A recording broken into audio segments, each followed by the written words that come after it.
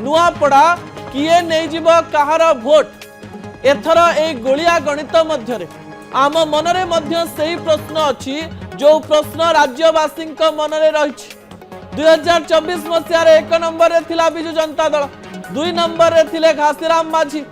तृतीय नंबर रे थिला भारतीय जनता पार्टी चतुर्थ नंबर रे थिला कांग्रेस सहित मिसी जाइचंती घासीराम माझी अर्थात द्वितीय नंबर रे पूर्वरु कांग्रेस थांता जदि निर्वाचन रे सेतेबेले घासीराम माझी कांग्रेस रो ठिया हेई थांते सेतेबेलेर गणित एवं एबेर गणित रे बहुत फरक रहिछि से गणित एवं आजिर गणित मध्य आकाश एवं पाताळर फरक रही